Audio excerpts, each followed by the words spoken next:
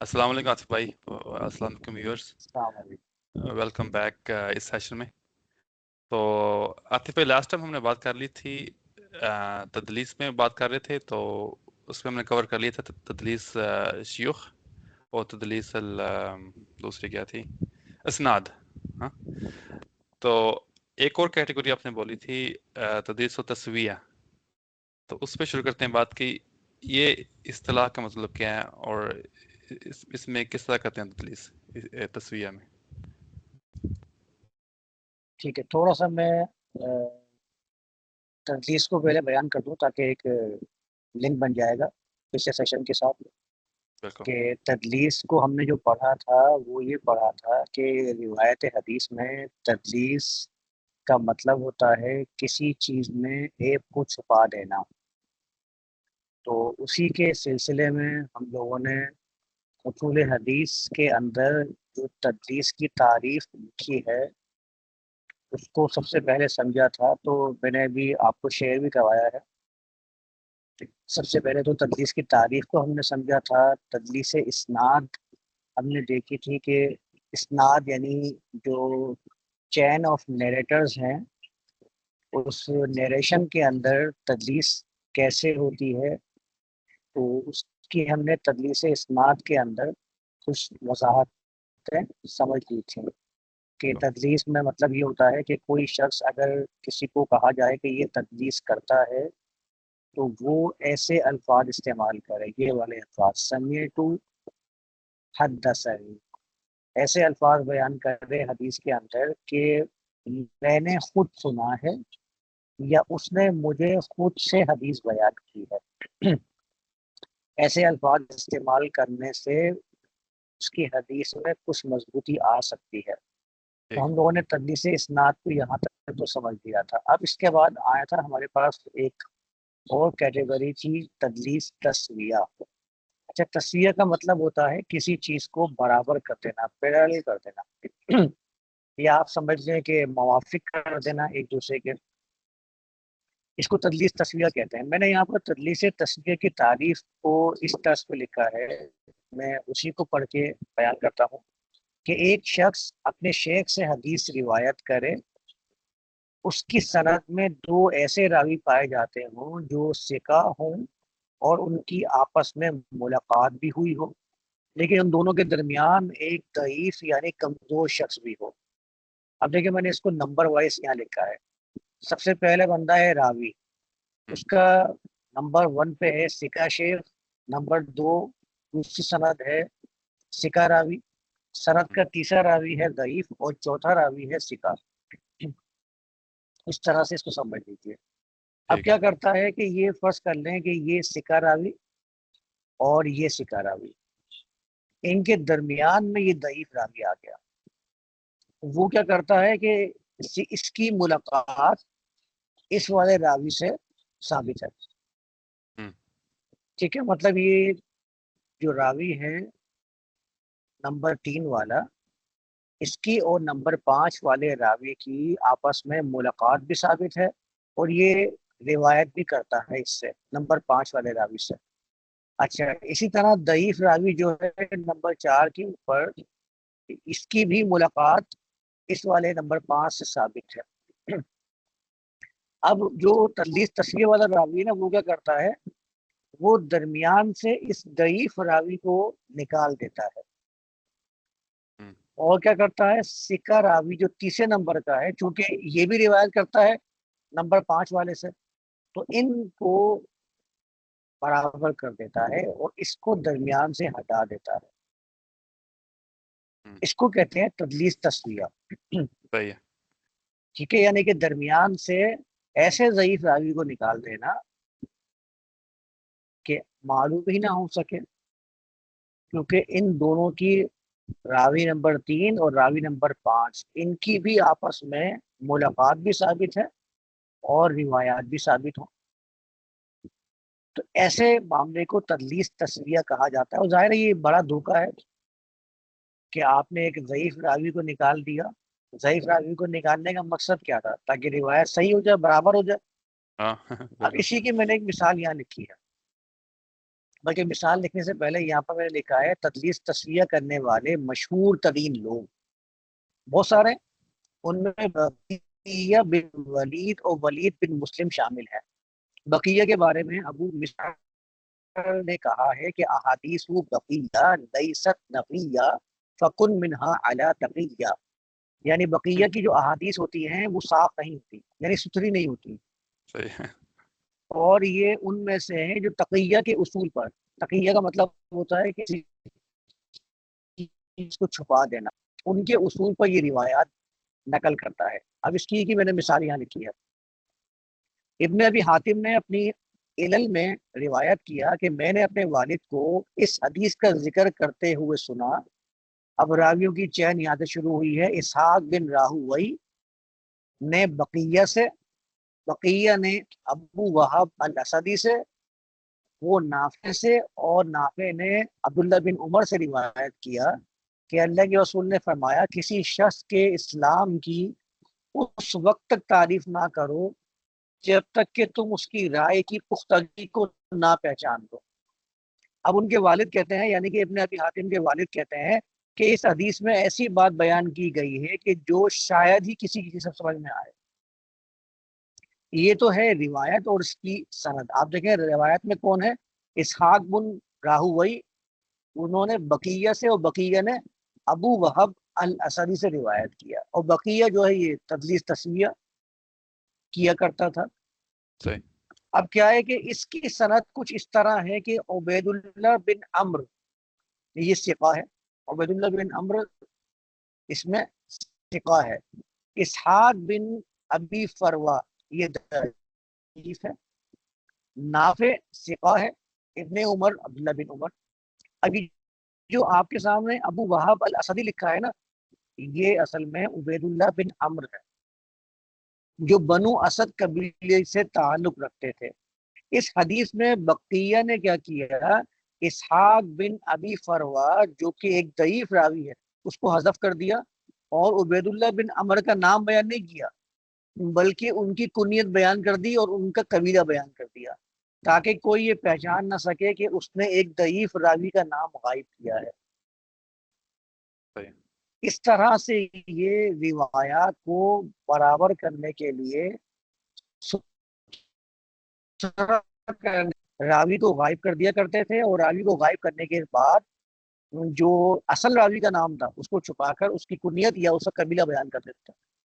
اب آپ کے سامنے اگر ابو وہاب الاسدی آئے گا تو آپ کو پہچان میں نہیں آئے گا کون ہے۔ اصل نام اس کا کیا تھا؟ عبید اللہ بن عمر۔ صحیح، یہ اس طرح سے روایات کیا کرتے تھے تدلیس تسویہ والے، یعنی انتہائی مشکل طریقے سے بیان کر دیا، کسی کی سمجھ میں نہیں آئے گا روایت کیا ہے، راوی کون ہے، کہاں سے تعلق بیان کر دیا، آپ ڈھونڈتے رہے آپ اس کو۔ یہ تو بعد میں جو تہذیب الکمال، تہذیب التہذیب کا آپ نے نام سنا ہوگا، ہاں اس کے اندر ان لوگوں نے کیا کیا کہ القابات کی لسٹ الگ بنائی، اور ان کے قبائل کی لسٹ الگ بنائی کہ بھائی اگر اسدی آتا ہے تو ان اسدی کے نام سے، اسدی کے قبیلے سے کون کون سے راوی ہیں تعلق رکھتے ہیں، اس طرح ڈھونڈنا پڑتا ہے ہم کو۔ صحیح ہے، یہ ہے تدلیس تسویہ کی ایک مثال، جس میں آپ نے دیکھ لیا کہ ضعیف راوی کو بھی حذف کر دیا اس نے۔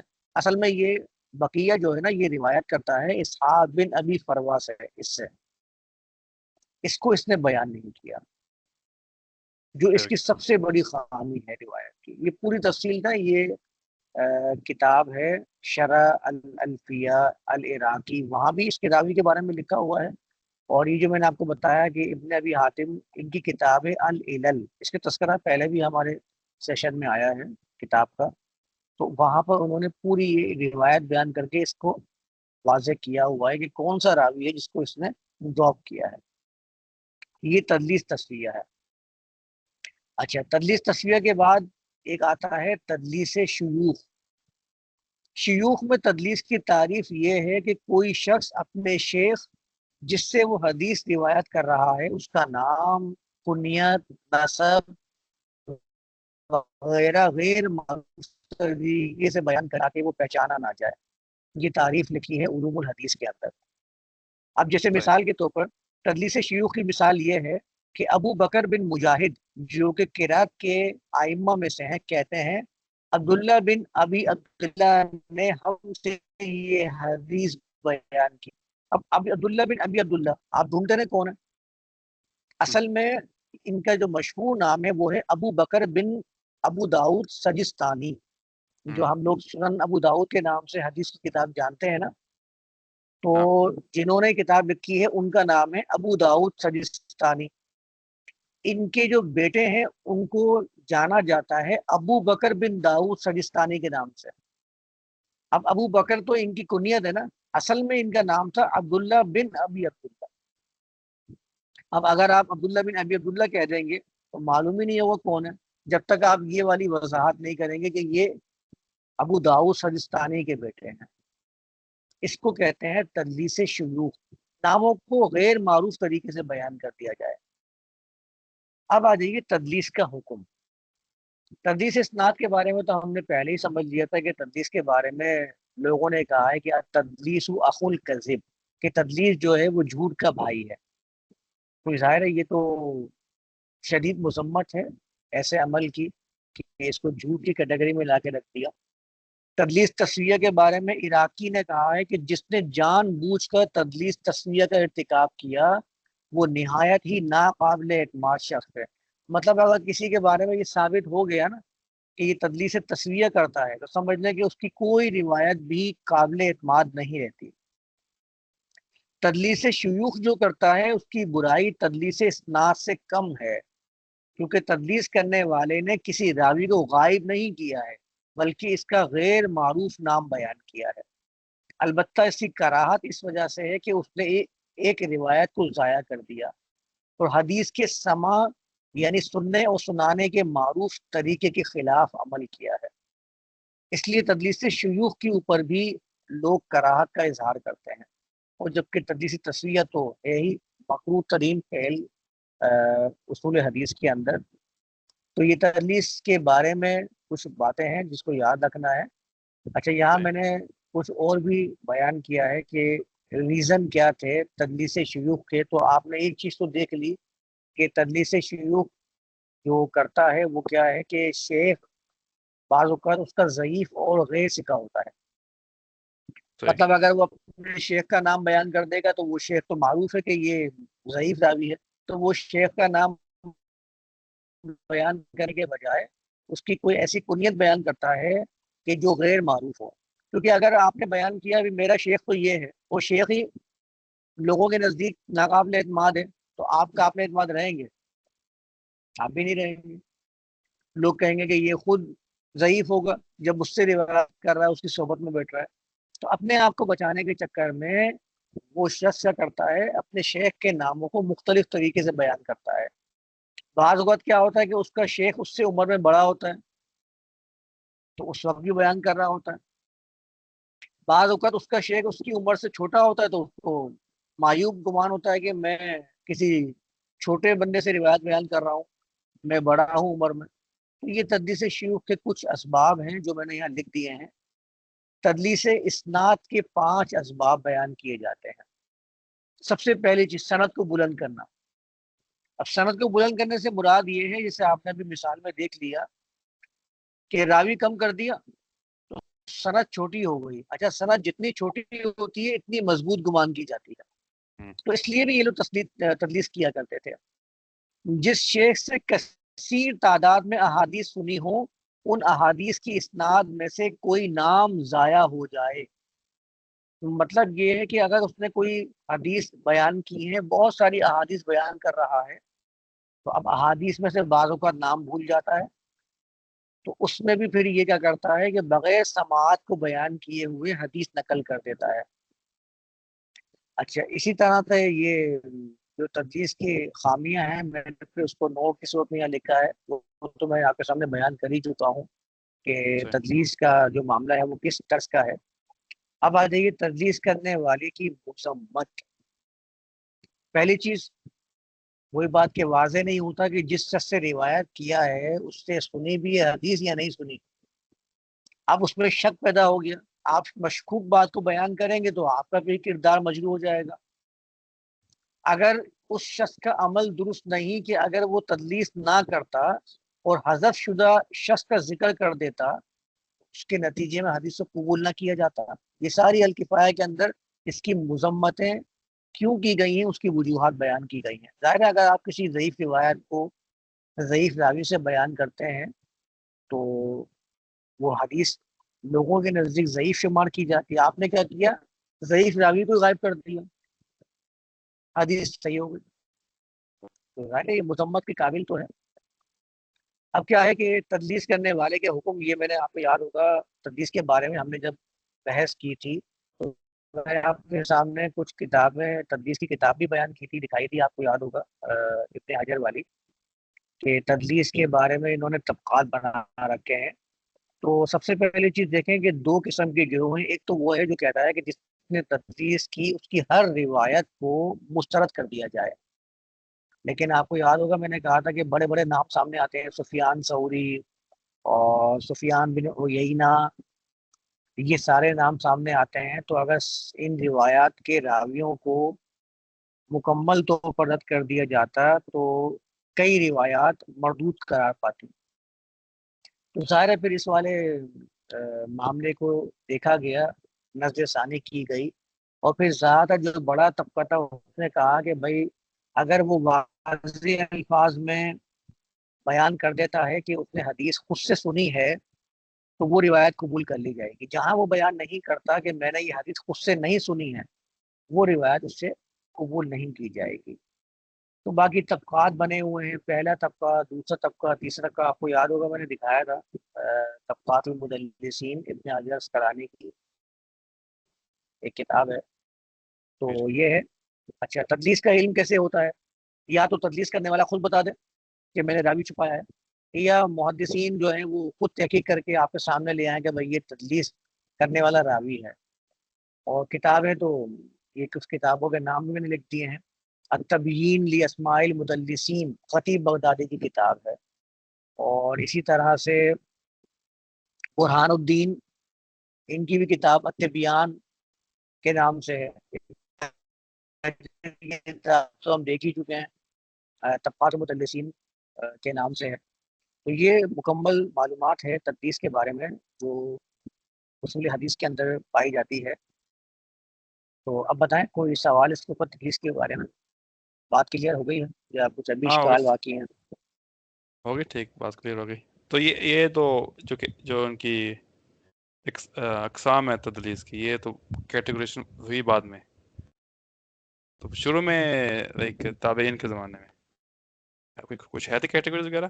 یہ نہیں، اس زمانے میں تو جو کتابیں لکھی جاتی تھیں اس میں کوئی کیٹیگری نہیں تھی. مثال کے طور پر اگر آپ الکفایہ کو دیکھیں جو سب سے پہلی ایک مدون شدہ اصول حدیثی کتاب ہے جس میں ترتیب بھی صحیح ہے، جس کو کہتے ہیں کہ یہ سب سے پہلے اور سب سے بہترین انداز سے مدون کی گئی. ویسے تو خیر اس سے علاوہ کوئی دوسری کی کتاب ہے اصول حدیث کے اوپر، لیکن الکفایہ کا درجہ اس سے بھی اوپر بتایا جاتا ہے. تو اس میں کوئی ترتیب نہیں ہے، کوئی اس کے اندر طبقات نہیں ہے، بس بحث ہے مدلسین کے اوپر کہ یہ تدلیس ایک فن ہے جس میں ڈھونڈا جاتا ہے کہ راویوں نے کس کو چھپایا، کس کو گرایا، کس کو بیان کیا، کس کو غیر معروف طریقے سے واضح کیا تاکہ میرا ایک چھپ جائے، اس کا ایک چھپ جائے. کس طرح سے سند کو بہترین بنا کر پیش کیا، عالی سند کہہ دیتے ہیں، بلند سند. 4 راویوں کی سند ہے، ایک کو غائب کر دیا، 3 راوی کی سند ہو گئی، تو 3 راوی کی سند اور زیادہ مضبوط سمجھی جاتی ہے. ہاں صحیح. اور جو میں نے ریزن بیان کی ہے شیوخ کی تدلیس، اس کا شیخ ہاں جو ہے وہ عمر میں کم ہے، کم عمر والے کو اپنا شیخ بیان کر دینا، بڑی عمر والے کو شیخ بیان کر دینا. یہ سارے وہ ریزنز ہیں جس کی وضاحتیں ان کتابوں کے اندر تو ملتی ہیں لیکن طبقات نہیں ملتے. طبقات بعد والوں نے تدوین کیے ہیں کہ بھئی کون سا راوی کس طبقے میں ہوگا تو اس کی روایت لے لی جائے گی، اور کون سا راوی چوتھے طبقے میں ہوگا، تیسرے میں ہوگا تو اس کی روایت نہیں لی جائے گی. میں نے صحیح. تو آپ کے سامنے پہلے بیان کیا تھا تدوین ثابت ہو جائے اصول حدیث کے مطابق تو پھر وہ ناقابل اعتماد ہی ہے، وہ پہلے میں ہو، دوسرے میں ہو، تیسرے میں ہو. جب وہ تدلیس کر رہا ہے تو پھر آپ اس سے کیسے بچیں گے؟ جیسے کہ جھوٹا، جب جھوٹ بولے گا تو آپ جھوٹے شمار کیا جائے گا. صحیح. چلو ٹھیک ہے. ہاں اور یہ والا معاملہ ہے. تو اس کو یہاں تک رکھتے ہیں تدلیس کے معاملے کے اوپر. آج اچھا یہ تدلیس کے ٹاپک مکمل کرتے ہیں, پھر ہمارا نیکسٹ جو ٹاپک ہوگا اس کو پھر ڈسکس کر کے پھر کرتے ہیں اس کے اوپر. کیا خیال ہے انشاءاللہ. آپ کا؟ ہاں بالکل ٹھیک صحیح. ہے, ٹھیک چلیے یہاں تک رکھتے ہیں. ہے السلام انشاءاللہ. علیکم. وعلیکم السلام.